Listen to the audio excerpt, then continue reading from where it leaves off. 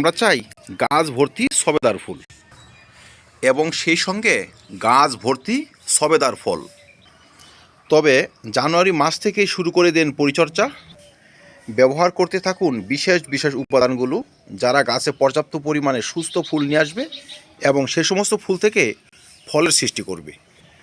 জানুয়ারি মাস থেকে ফেব্রুয়ারি মাস পর্যন্ত যদি আমরা সঠিক যত্ন করতে পারি, সেক্ষেত্রে সবেদার ফুল ঝরা এবং গুটি ঝরা অনেকাংশে কমিয়ে নিয়ে আসা যাবে।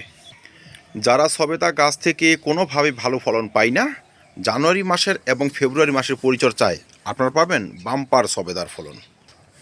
তো দর্শক, চলুন দেখে নেওয়া যাক এই সময় আমরা কি কি পরিচর্যা সারব, কি সার খাদ্য ব্যবহারের মাধ্যমে গাছকে রাখতে পারবো ফুল এবং ফল দেওয়ার উপযোগী করে। তো চলুন ভিডিওটি কন্টিনিউ করা যাক। দর্শক, আমার এই সবেদা গাছে যথেষ্ট পরিমাণে ফল রয়েছে, এখনও দেখতেই পাচ্ছেন 100+ ফল, কিন্তু তারপরও কিন্তু এই গাছ 1 মাস পরে আবার ফুল নিয়ে আসবে। আমার আবার সেই সমস্ত ফুলকেও ধরে রাখতে হবে, সেই সমস্ত ফুল থেকেও ভালো পরিমাণে ফলন নিতে হবে। আর তাই আমি পরিচর্যা শুরু করব আজকে থেকে। তো যখন দেখে নেই এই জানুয়ারির মাঝামাঝি থেকে আমাদের কী কী যত্ন করতে হবে, কি উপাদান ইমিডিয়েট ব্যবহার করতে হবে। প্রথমে হচ্ছে এই সময় আমরা দুটো স্প্রে সারব, যে স্প্রেগুলো গাছকে প্রথমে রোগমুক্ত করবে। একটি হচ্ছে প্লেন জল আর দ্বিতীয়টি হচ্ছে ছত্রাকনাশক এবং কীটনাশক। দর্শক, আগে আসি প্লেন জল কেন ব্যবহার করব। এখনও খাবার ব্যবহার করিনি, কোনো ধরনের ভিটামিন স্প্রে করিনি, হঠাৎ করে জল কেন ব্যবহার করব।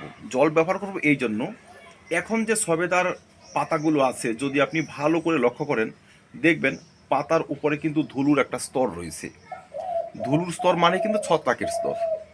এই ধুলোর স্তরটাকে যদি আমরা ধুয়ে না দিতে পারি, সেক্ষেত্রে পরবর্তীতে কিন্তু এই সমস্ত পাতা অধিক পরিমাণে খাদ্য উৎপন্ন করে আমাদের ফুলে এবং ফলে নিয়োগ করতে পারবে না। সবেদা গাছের সম্পূর্ণ পাতা ঝরে না। সবেদা গাছের প্রবণতাই হচ্ছে নতুন পুরনো পাতা গাছে লেগে থাকবে।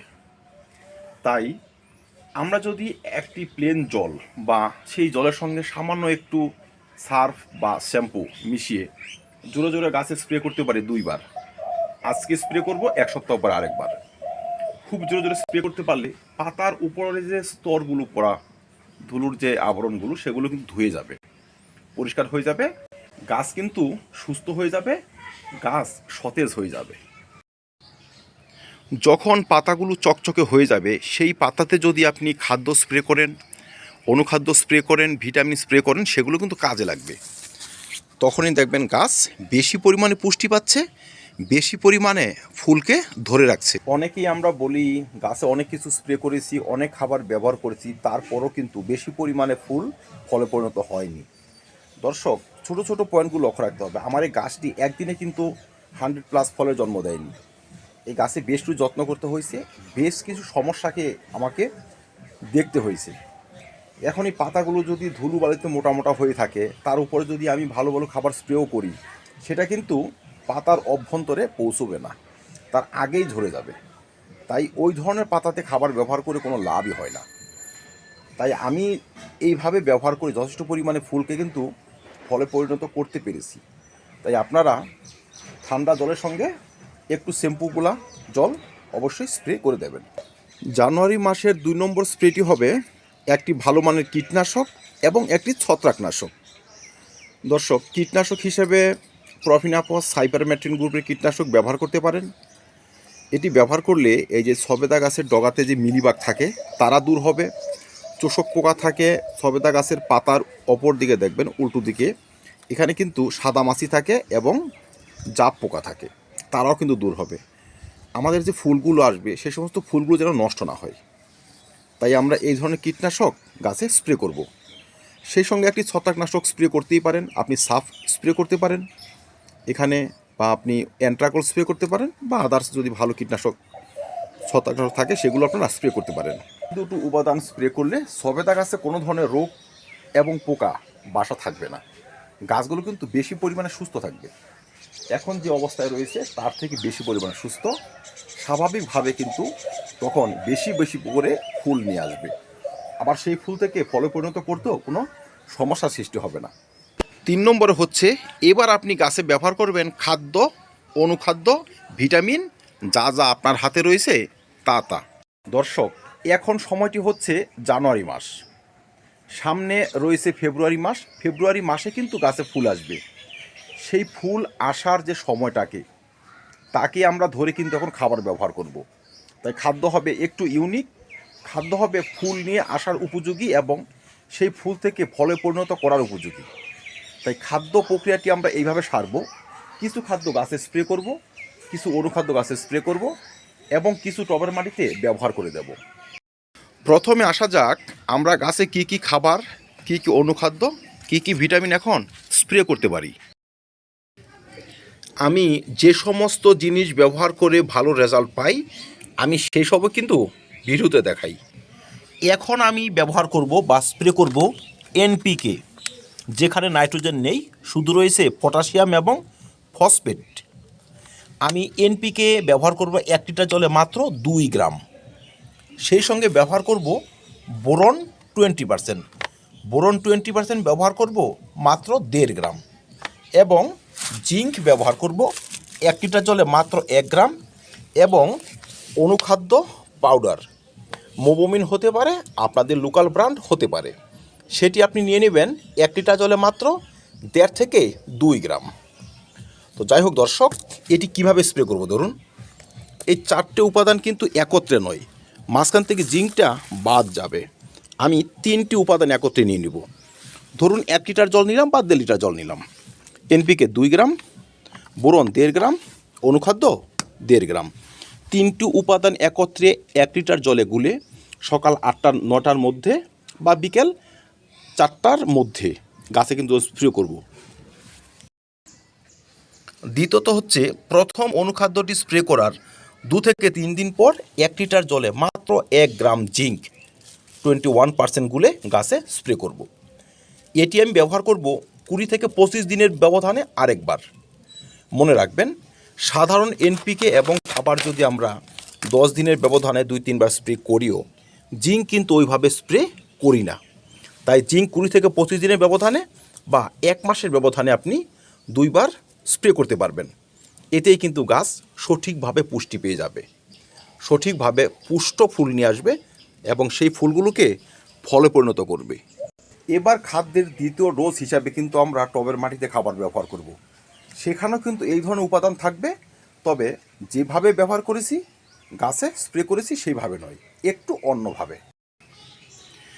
যে সমস্ত খাবার জানুয়ারির এই মাঝামাঝিতে গাছে দিতেই হবে সে সমস্ত খাবারগুলো হচ্ছে, আপনি নিয়ে নেবেন সর্ষের খোল 10 গ্রাম বা 15 গ্রাম।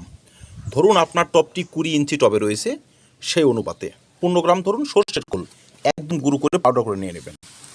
এমওপি বা লাল পটাশ 15 গ্রাম, সিঙ্গেল সুপার ফসফেট বা টিএসপি 15 গ্রাম, জৈব দানা অনুখাদ্য 10 গ্রাম।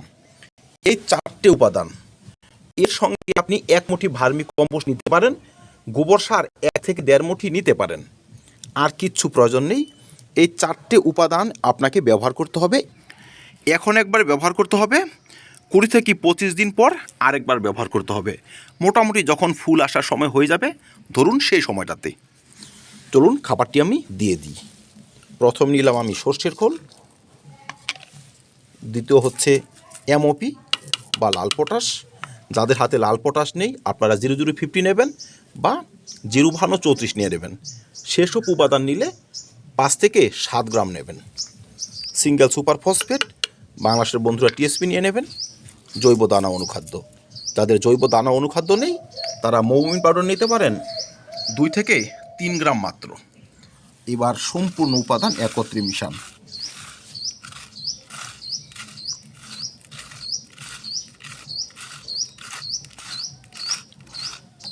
হয়ে গেল। এবার টবের মাটি সামান্য একটু খুঁচিয়ে এই খাবার আপনারা ব্যবহার করে দিন।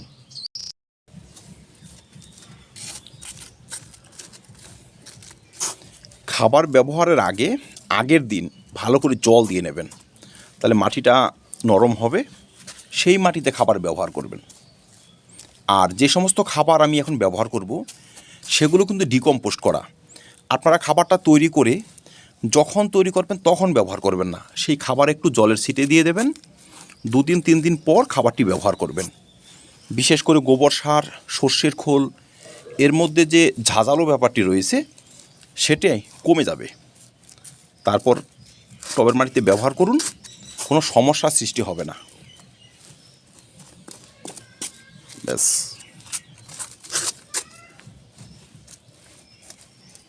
মাটি ভিজা থাকাতে খুব সহজেই কিন্তু খোঁচানো গেল। এবার একটু সরিয়ে দিতে পারি গোড়ার দিকে।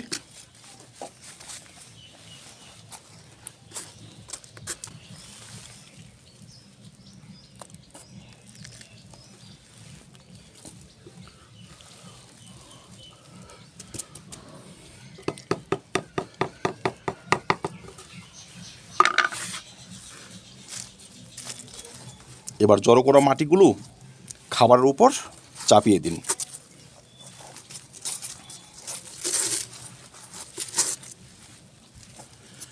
দর্শক, এই খাদ্যের মধ্যে বেশিরভাগ উপাদান রয়েছে রাসায়নিক, বিশেষ করে এমওপি এবং টিএসপি বা সিঙ্গেল সুপার ফসফেট। এখন সঙ্গে সঙ্গে এখানে জল দেওয়া ঠিক হবে না, আমি একদিন পর জল ব্যবহার করব। বা যদি আপনাদের মাটি একদম ড্রাই হয়ে থাকে সেক্ষেত্রে আপনারা জল ব্যবহার করতে পারবেন, 5 থেকে 7 ঘন্টা পর জল ব্যবহার করবেন। যদি সকাল 8টার মধ্যে খাবার দেন, বিকেলবেলা আপনারা হালকা একটু জল ব্যবহার করে দেন, পরের দিন আপনি ভালো করে জল ব্যবহার করতে পারবেন। তো চলুন দেখে নেওয়া যাক পরবর্তী পরিচর্যা কি হবে। দর্শক, এবার যে পরিচর্যাগুলো হবে সেগুলো হচ্ছে অপশনাল। যদি আপনার গাছ যথেষ্ট পরিমাণে ফুল নিয়ে আসে এবং যথেষ্ট পরিমাণে ফল আগে থেকেই হয়, এই পরিচর্যার উপর কোনো পরিচর্যা আপনাকে করতে হবে না। যদি আপনার গাছে গুটি কম আসে, ফুল থেকে ফলে পরিণত হতে চায় না, ফুল কালো হয়ে ঝরে যায়, তবে আপনাকে এই ধরনের পরিচর্যা করতে হবে। আপনি জানুয়ারি মাসের শেষের দিকে, ধরুন 10 দিন থাকা অবস্থায় একবার মিরাকুলান গাছে স্প্রে করবেন বা প্ল্যানোফিক্স স্প্রে করবেন। ধরুন আপনি মিরাকুলান স্প্রে করবেন, সেক্ষেত্রে আপনি 1 লিটার জলে 1.5 ml মিরাকুলান স্প্রে করে দেবেন। 10 দিন থাকতে যদি একবার করেন, ফেব্রুয়ারি মাসের প্রথম সপ্তাহে আরেকবার করবেন। সবেদা গাছে যখন পর্যাপ্ত পরিমাণে ফুল চলে আসবে, সেই সমস্ত ফুল থেকে যখন গুটি বাঁধার অবস্থায় চলে যাবে, তখন আপনি মিরাকুলান আরেকবার গাছে স্প্রে করবেন।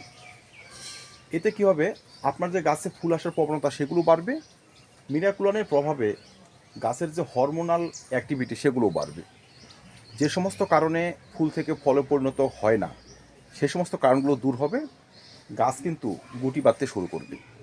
তারপর আমরা পর্যাপ্ত পরিমাণে খাবার ব্যবহার করে যাব, এতে গাছের যে নিউট্রিয়েন্টস এবং ফুড ডিফিসিয়েন্সি সেগুলো থাকবে না। মানে ফুল কালো হয়ে ঝরে যাওয়ার যে অধ্যায় সেগুলো কিন্তু বাদ হয়ে যাবে, ফুল থেকে গুটির সৃষ্টি হতে শুরু করবে। ফেব্রুয়ারি মাসে যখন ফুল আসবে, সেই ফুল থেকে যখন দানা বাঁধতে শুরু করবে, ফেব্রুয়ারি পরে মার্চ বা এপ্রিল মাসে যখন দিনের তাপ কিছুটা বাড়তে শুরু করবে, তখন আমাদের কি করতে হবে, তখন মাঝে মধ্যে 10 দিনে 7 দিনে একবার করে ঠান্ডা জল সবেদা গাছে স্প্রে করতে হবে। শুষ্ক ও রুক্ষ আবহাওয়ায় কিন্তু বহু ক্ষেত্রে সবেদার ফুলগুলো কালো হয়ে যায়, সবেদার ফুলের বোটা শুকিয়ে যায়, গাছ থেকে ঝরে যায়। সেই ধরনের সমস্যা যেন না আসে তার জন্য কিন্তু আমরা ঠান্ডা জল অবশ্যই স্প্রে করব। চড়া রোদের হাত থেকে সবেদার ফুলকে এবং গুটিকে রক্ষা করার ভালো একটা পদ্ধতি কিন্তু ঠান্ডা জল স্প্রে করা। প্রত্যেক দিন নয়, 7 দিনে 10 দিনে আপনাকে স্প্রে করতে হবে। এতে ফুলের যে বোটাগুলো গাছে দৃঢ়ভাবে লেগে থাকবে এবং অবশ্যই সেগুলো দানায় বা গুটিতে রূপান্তরিত হবে। সর্বশেষ হচ্ছে, এখনও আমাদের এখানে কিন্তু ঠান্ডা মোটামুটি ভালো রয়েছে এবং আগামী 15 দিন আরও ভালো পরিমাণে ঠান্ডা থাকবে। এখন খাবার ব্যবহার করেছি, তাই এখন ওয়াটার ম্যানেজমেন্ট করব সঠিকভাবে। টবের মাটি মশার ভাব রয়েছে কিনা দেখে তারপর আমরা ওয়াটারিং করব। কিন্তু যখন গাছে ফুল চলে আসবে, সেই ফুলের সুস্থতার জন্য কিন্তু নিয়মিত টবের মাটিতে জলের ব্যবহার করে যাব। আমরা যদি জল দিতে ভুলে যাই, আমাদের টবের মাটি যদি কোনোভাবে শুকিয়ে যায়, গাছ যদি জলকষ্টে ভোগে, সেক্ষেত্রে কিন্তু সে গুটি এবং ফুল সম্পূর্ণ ঝরিয়ে দেবে। একদিন যদি আমরা জল দিতে অবহেলা করি, তার পরের দিন দেখব সমস্ত ফুলের বোটা কালো হয়ে গিয়েছে, ফুল কালো হয়ে ঝরে যাচ্ছে। তাই সে সমস্ত করা যাবে না। সবেদা গাছ হাজার হাজার ফুল নিয়ে আসে এবং 2 থেকে 7 দিনের ব্যবধানে হাজার হাজার ফুল ঝরিয়ে গাছে সে ফল দাঁড়িয়ে থাকে 2টো বা 3টে। সেই ধরনের সমস্যায় ফেলা যাবে না, সেই সমস্ত অযত্ন করা যাবে না। তাই আমরা ওয়াটারিং করব সঠিকভাবে, দায়িত্ব সহকারে, যত্ন সহকারে। তবেই দেখবেন আমার মতো আপনাদের প্রতিটা সবেদা গাছে শয়ে শয়ে গুটি দাঁড়িয়ে যাবে, শয়ে শয়ে সবেদার ফল কিন্তু হয়ে যাবে। তো দর্শক, সবেদা গাছ থেকে গুটি পাওয়া, সেই গুটিকে বড় করিয়ে নেওয়া অতটা কঠিন নয়। যদি আমাদের যত্ন সঠিক হয়, টিপসগুলো সঠিকভাবে অ্যাপ্লাই করতে পারি, একটি 4 থেকে 5 বছরের যে কোনো গাছ থেকে 100+ সবেদা পাওয়া কোনো ব্যাপারই নয়। আমি পেয়েছি, আপনারাও পাবেন। ভিডিওটি ভালো লাগলে লাইক এবং শেয়ার করে দেবেন, চ্যানেলটি সাবস্ক্রাইব করে পাশে থাকবেন। ভিডিও দেখার জন্য অসংখ্য ধন্যবাদ।